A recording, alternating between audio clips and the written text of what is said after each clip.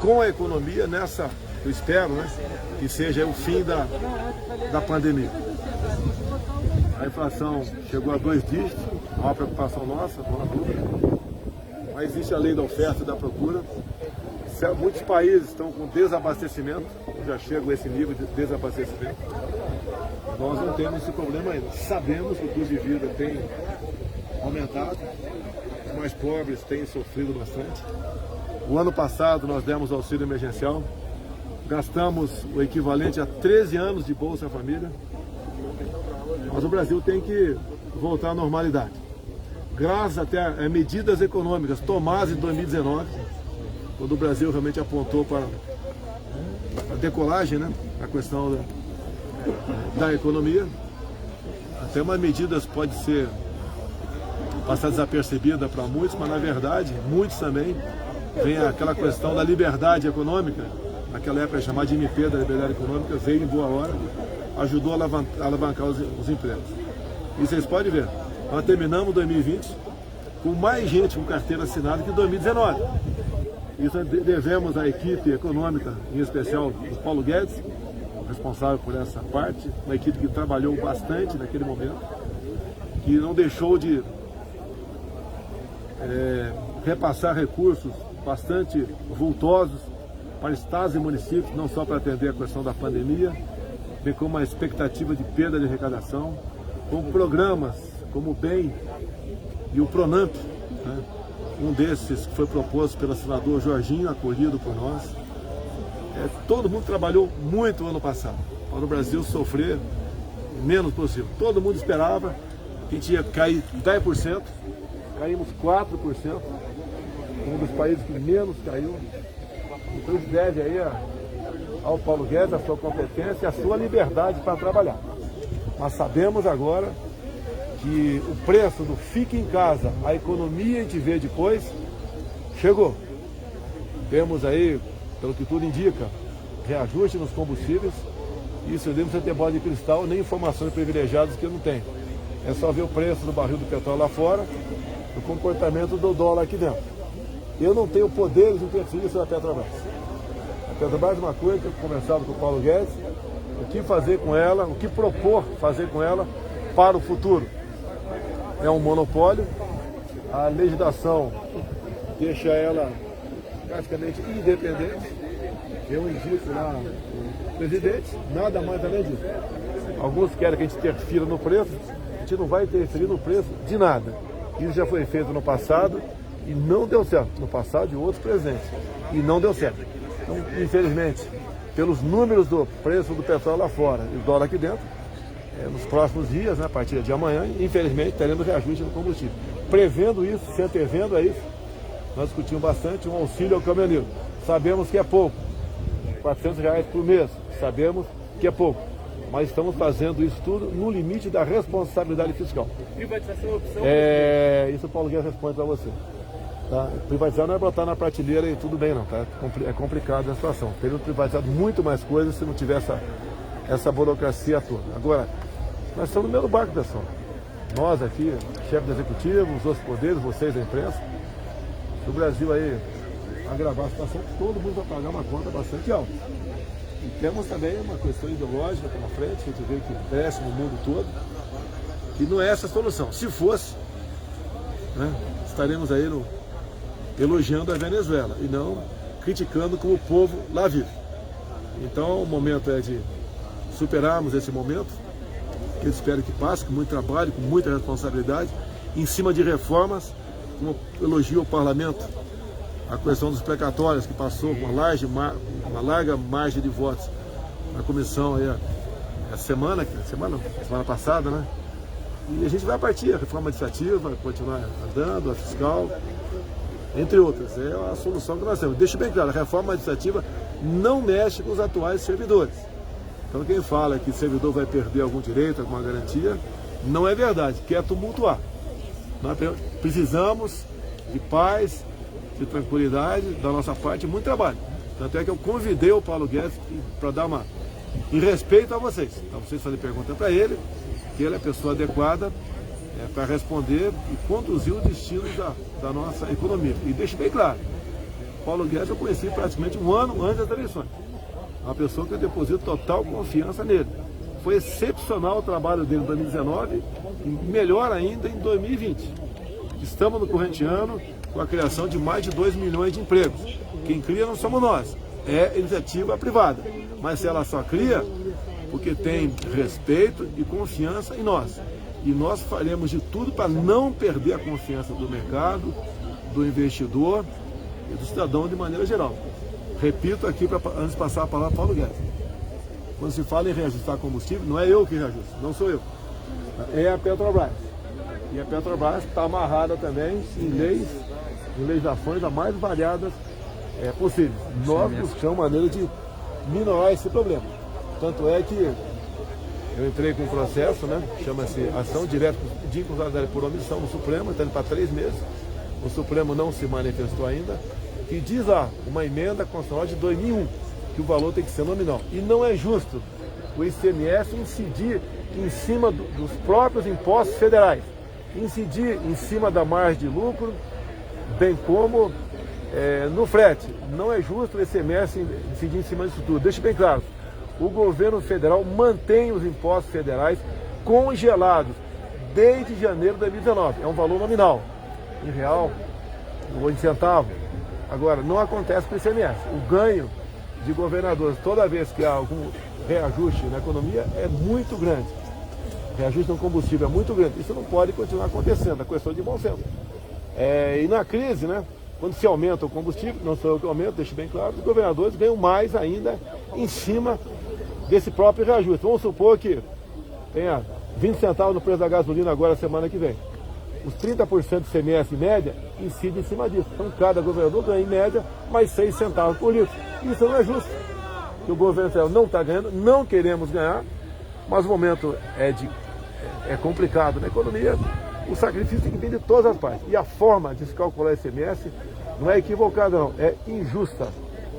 Tanto é que temos ação no Supremo, só lamento a demora do Supremo em decidir essa questão. Paulo Guedes, quer falar? Bom, o presidente já disse, né? As reformas administrativas, por exemplo, vou dar um exemplo, reforma administrativa, são 300 bilhões, pelo menos, que nós economizamos para o futuro, sem atingir nenhum dos funcionários públicos atuais. Simplesmente pelo disciplinamento e pela meritocracia nas contratações futuras. São 300 bilhões. De outro lado, o presidente, como disse, precisa enfrentar o problema da miséria que se agudizou durante a pandemia. E aí ele precisa de 30 bilhões para dar R$100 a mais no Bolsa Família. E vocês todos sabem que nós já tínhamos previsto R$300 dentro do teto. Estava previsto.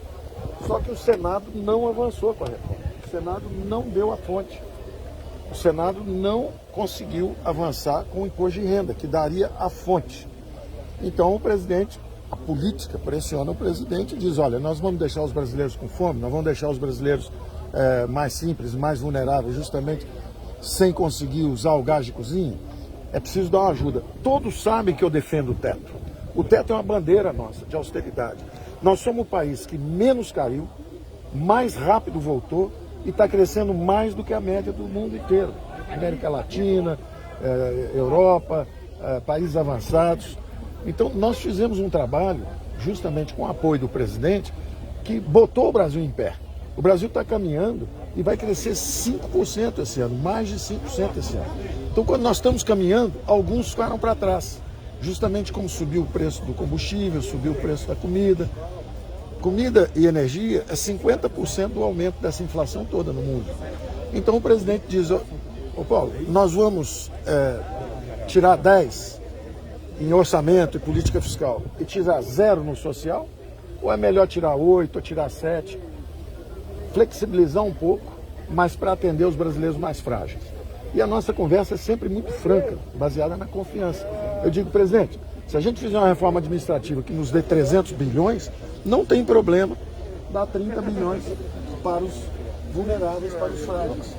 Se a gente avançar com o imposto de renda, por exemplo, que tributa justamente quem ganha 300 bilhões com juros e dividendos, nós podemos ajudar os mais frágeis. Então, nós conseguimos ajudar os mais frágeis fazendo o que nós sempre fizemos, fazendo as reformas, quando a gente avança com as reformas. A própria Petrobras é um veneno que pode virar a vacina. Porque cada vez que o petróleo sobe, o combustível sobe, ela tem um resultado melhor.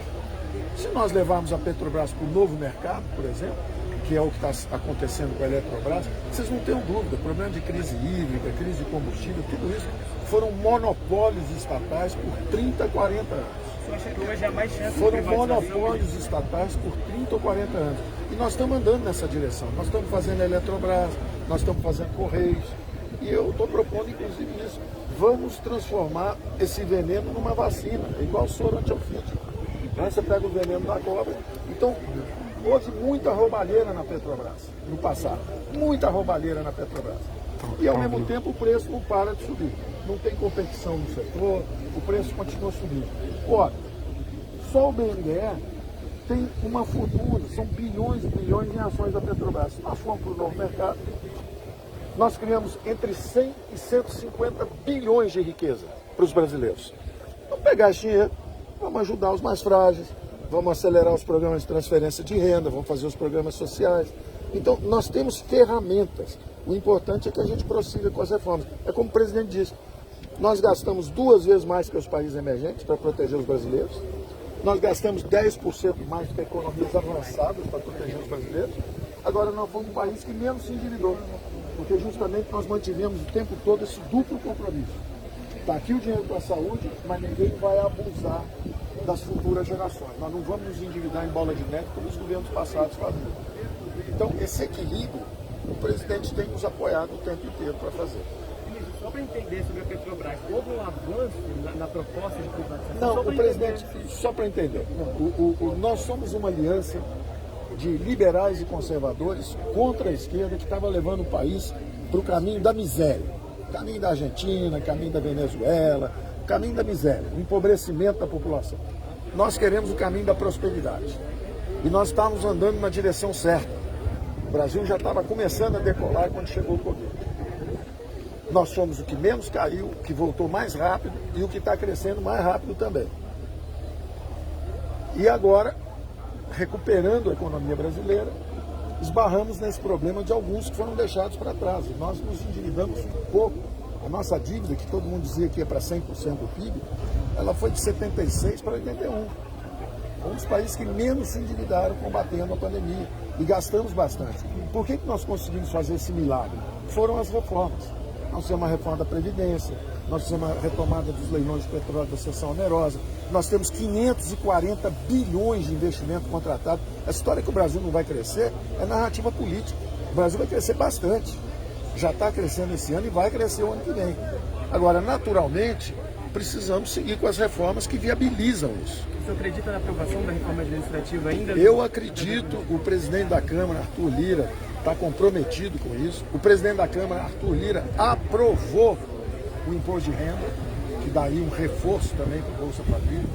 Então, ele está comprometido. O presidente da República também sempre apoiou as reformas.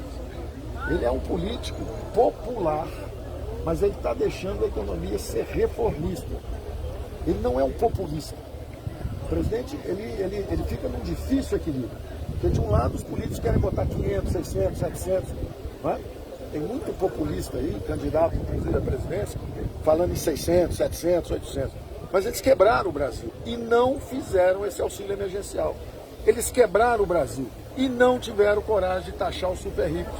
Eles quebraram o Brasil e não tiveram coragem de fazer o conserto dessa roubalheira que foram as empresas estatais. O relator da reforma, ministro, cobrou um empenho do governo para aprovação nessa semana agora. Você acha que nas próximas semanas... Qual o relator? O Arthur Maia. Da administrativa. Exatamente. Perfeitamente, está aqui a palavra do presidente. E essa é que é importante vocês entenderem. O teto é um símbolo. Ele é um símbolo de compromisso com as gerações futuras. Mas se você perguntar para as gerações futuras, nós vamos deixar 17 milhões de famílias brasileiras passando fome? Eles vão dizer que não. Eles vão dizer o seguinte, olha, façam um outro sacrifício aí, por exemplo, a reforma administrativa, que aí vocês poupam para as gerações futuras 300 bilhões. E aí vocês podem dar os 30 bilhões. Então, esse símbolo, que é o teto, nós estamos lutando por ele. Era muito fácil para o presidente chegar e falar assim, Paulo Guedes, vai embora para casa, eu vou dar 600, 700 para todo mundo e ser um governo populista. O presidente não é populista, ele é popular, é diferente. Ele tem a sensibilidade de saber o seguinte, olha, chegou a hora que nós temos que atender, tem brasileiro comendo osso, passando fome, a mídia mesmo ficou falando isso aí 3 meses, tem brasileiro passando fome, comendo ossos. Como é que um presidente da República vai fazer? Ele fica num difícil equilíbrio. A equipe econômica fala assim, vamos dar 300.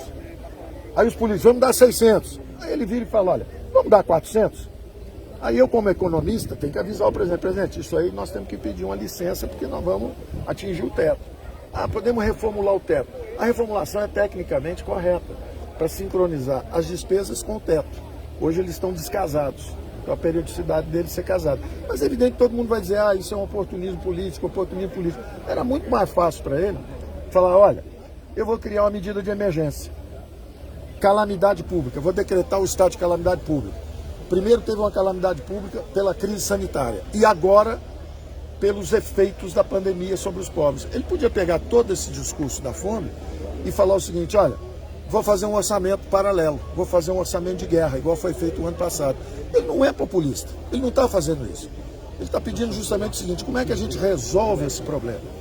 E aí a economia está dizendo para ele, presidente, vamos avançando com as reformas, se fizermos a administrativa, nós economizamos 300 bilhões.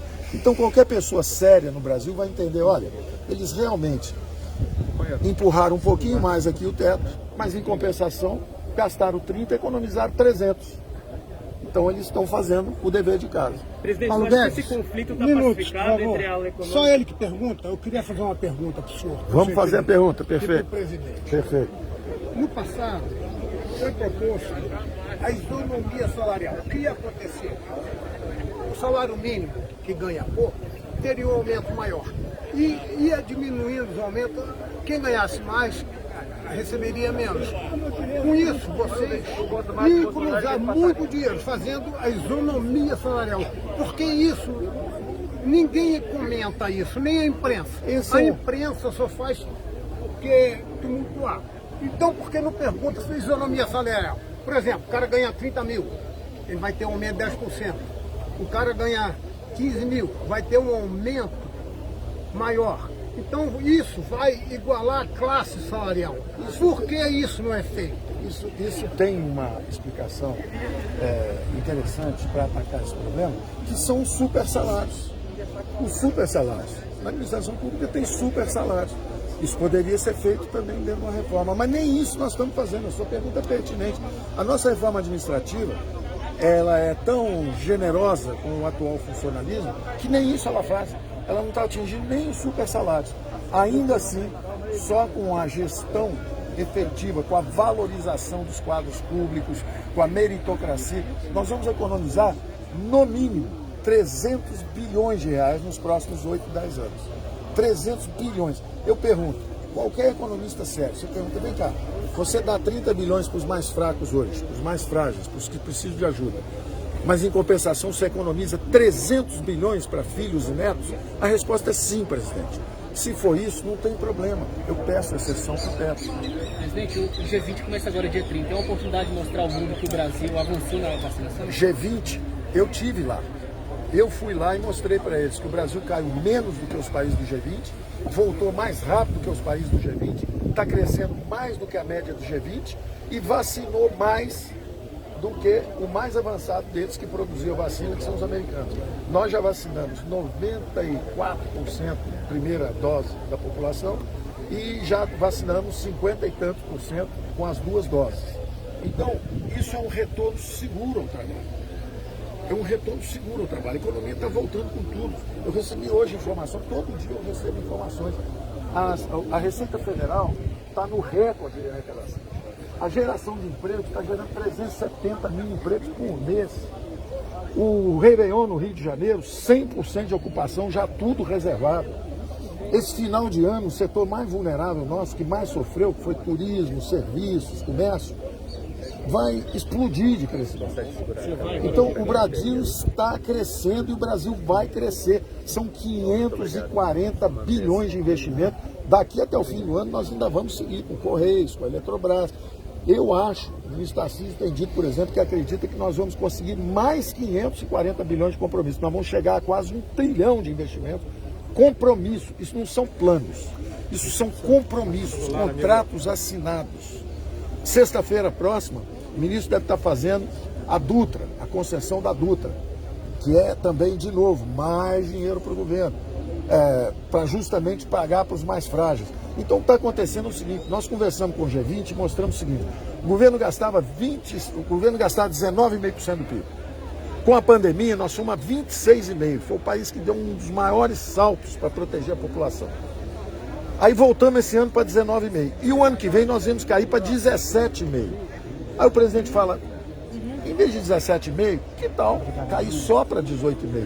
Calibrar um pouco, moderar essa velocidade de aterrissagem fiscal, em vez de fazer a aterrissagem muito forte, muito rápida no fiscal e deixar a população desprotegida, vamos aterrissar um pouco mais lento, vamos cair de 19,5% para 18,5% e vamos atender a população mais frágil.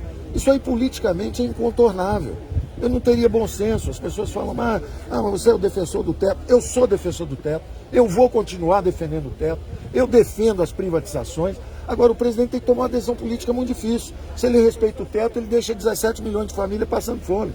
Então ele tem que pedir uma ação social que proteja a população. E eu tenho que calibrar essa ajuda, dizendo, presidente, até os 400 que o senhor quer, é possível. Se a gente fizer uma administrativa, nós demos 30 bi e economizamos 300 bilhões. E só para fechar sobre o teto, rapidinho, o que você quer dizer aos economistas que dizem que essa flexibilização do teto de gastos vai atuar? Eu vou te dar a resposta. Um economista que está criticando muito isso é o Maílson da Nova. Ele levou o Brasil para 5.000% de inflação, com a política feijão com arroz dele. Então, ele levou o governo brasileiro ao caos, à hiperinflação. Um segundo economista que criticou bastante foi o Afonso Pastore, que era um bom amigo, é um economista com um passado razoável, não tem um bom treinamento em equilíbrio geral. Ele não está entendendo o que nós estamos fazendo. Então ele fica me xingando, me atacando o governo. Ele serviu a um governo militar, ele fica falando, o Paulo Guedes está ajudando o Bolsonaro. Bolsonaro é um presidente democraticamente eleito, 60 milhões de votos. Então o Afonso Pastore, que trabalhou para o governo militar do Figueiredo, que foi um caos, que tocou fogo no Brasil, porque exatamente fez uma política errada, ele estava no Banco Central, não fez nada e está me criticando porque eu estou ajudando um presidente democraticamente eleito. Ele ajudou um governo que não foi democraticamente eleito, tinha que ficar quieto e ter uma velhice digna.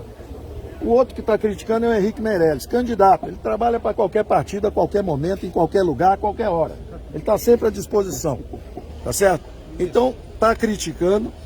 O que ele fez? Deu 3 aumentos de salários, ele garantiu 3 anos. Nós, no primeiro ano, tivemos que dar aumento de salário que ele contratou no governo dele. Tanto que nós fizemos uma lei que agora impede alguém de aumentar o salário para o outro governo pagar. Ele aumentou 3 anos seguidos o salário, calculou onde é que ficava o teto para deixar ele fazer esse excesso de gastos, e aí botou o teto e saiu correndo. Não fez a reforma da Previdência, não fez a reforma tributária, não fez a reforma administrativa, não fez nada, só botou o teto e saiu correndo. Esses são os 3 economistas que estão criticando mais. São os mais conhecidos. Presidente, ministro, aproveitando, o senhor podia aproveitar que está a CNN e a Globo aí e falar que o senhor não vai abandonar o governo, que o senhor está firme com o nosso governo. Olha, escuta, eu digo desde o início para o presidente... A gente vai sair junto, fica tranquilo. Eu digo desde o início... Eu digo desde... lá na frente, sai junto. Eu digo desde o início para o presidente o seguinte: o Brasil teve, no final dos 2 governos militares, os 2 últimos, e durante todo o governo de centro-esquerda brasileiro, nós tivemos uma concepção dirigista, uma concepção de atuação de governo. O Brasil, que era uma das economias mais dinâmicas do mundo, caiu numa armadilha de baixo crescimento, degenerou-se a política com uma corrupção endêmica e, ao mesmo tempo, nós paramos de criar emprego e começamos a perder a população. Nós somos a maior colônia de japoneses fora do Japão, segunda maior colônia de imigrantes italianos, terceira maior de alemães. Nós temos mais libaneses no Brasil que no Líbano. Todo mundo vinha para o Brasil. Agora os brasileiros estão indo embora, estão fugindo do Brasil. Então o presidente está tentando justamente fazer essa guinada no Brasil em direção ao caminho da prosperidade. Mais uma economia de mercado, mais forte, uma economia que o governo se dedica só a ajudar os pobres e não a ficar dando campeões nacionais. Nós democratizamos o crédito, É a primeira vez que tem uma recuperação econômica brasileira que metade do crédito foi para pequena e média empresa. Então nós estamos tentando fazer o nosso trabalho. Agora nós fomos golpeados por uma pandemia mundial.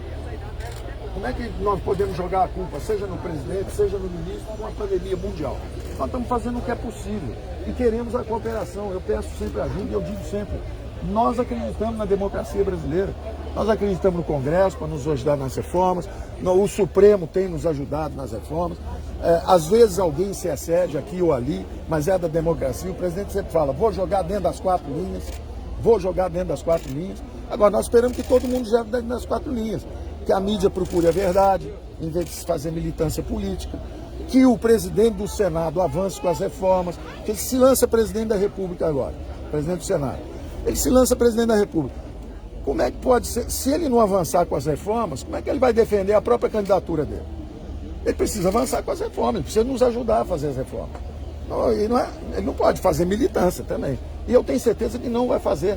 Nós conversamos semana passada, ele falou, olha, nós temos que acelerar o precatório, a aprovação, nós temos que avançar com as reformas. Ele sabe que nós estamos no caminho certo. O presidente do Senado sabe que nós estamos no caminho certo. Eu desafio qualquer economista que esteja trabalhando para ele que não vai dizer que temos que fazer essas reformas que nós estamos fazendo. Então, se ele quiser, inclusive, se viabilizar politicamente como uma alternativa séria, ele precisa ajudar o nosso governo a avançar com as reformas. Porque o presidente quer avançar, nós queremos avançar. O presidente da Câmara, o deputado Arthur Lira, quer avançar. Então, nós estamos esperando o Senado também nos ajudar a avançar. E eu tenho certeza, o Senado, eu tenho conversado com gente lá, eles querem avançar também com as reformas. Todo mundo quer ajudar o Brasil a dar certo. Uma coisa importante, a questão do óleo diesel. Nós importamos na ordem de 20% do diesel consumido aqui. Se aquelas 3 refinarias lá atrás, na época do PT, uma só fosse feita, não teríamos esse problema.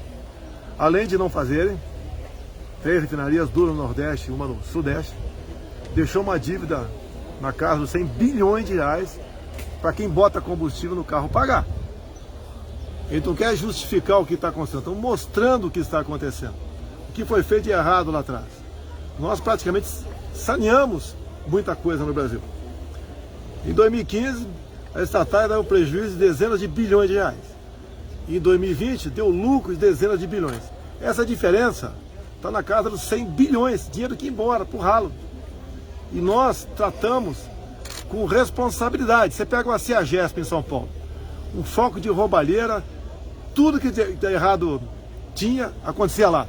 Botamos lá uma pessoa adequada para a função. Um coronel recém saiu da rota. Resolveu a questão da CEAGESP. É um exemplo. Olha Itaipu Binacional, não dava lucro. O lucro era muito pequeno. O ano passado, do excedente da Itaipu Binacional, investimos 2,5 bilhões no estado do Paraná, em comum acordo, né, com o próprio governador Ratinho, que é um grande aliado nosso.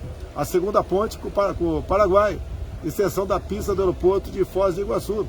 Atendemos a mais de 40 municípios do noroeste paranaense. Os Correios deram lucro ano passado de 1,5 bilhão. Era um foco de corrupção enorme. O próprio Mensalão nasceu lá no Rio de Janeiro. O Mensalinho também nasceu lá.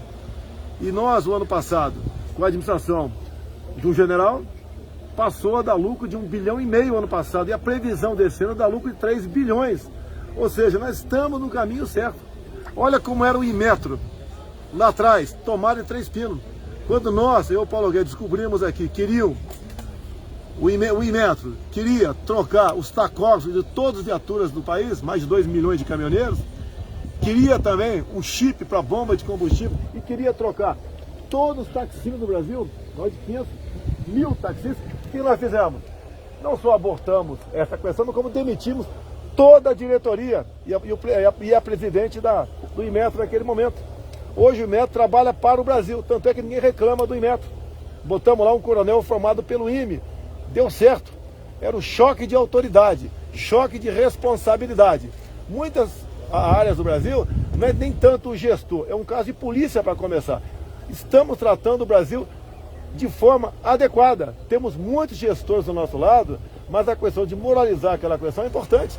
Estamos completando 3 anos sem corrupção.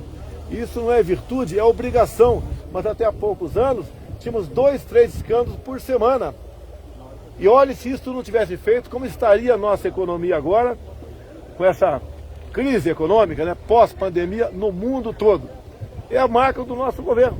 Aqueles que acham que derrubar o governo é o suficiente, apresenta a solução agora. Se for boa, o Paulo Guedes acolhe agora a sugestão dessa pessoa. Mas não são sugestões simplistas, voltadas para o populismo. Tem que ser coisa séria. Lamentamos a situação que se encontra o pobre no Brasil, passando dificuldade. Tanto é que estamos socorrendo essas pessoas mais pobres, como socorremos o ano passado. Não estamos aqui lutando por eleições em 22, não se toca nesse assunto. Tanto é que até o momento nem partido eu tenho ainda. É o Brasil que está na frente. Todos nós estamos exatamente no mesmo barco. Quem é todos nós? Todos nós, 210 milhões de brasileiros. Pessoal, falar um pouquinho dessa visita de hoje? Aqui é visita de cortesia, é uma feira legal. Eu nunca tive passarinho preso em casa, mas aqui são criados em cativeiro. Se você soltar, eles morrem. Então é uma questão legal que a gente está prestigiando aí os criadores de passarinho. Presidente, manda um abraço sobre o tema da corrupção, né? Você falou que está 3 anos sem corrupção. Gostaria de pedir que o senhor fizesse um comentário a respeito do tema chamado de orçamento secreto. Não tem nada Meu pai secreto. é um grande admirador. Não tem nada secreto no orçamento. Você está publicado em DO, como é que é secreto? Quer dizer, Pelo amor de Deus. Um abraço para ele. Pelo amor de Deus. Se está publicado em DO, como é que é secreto?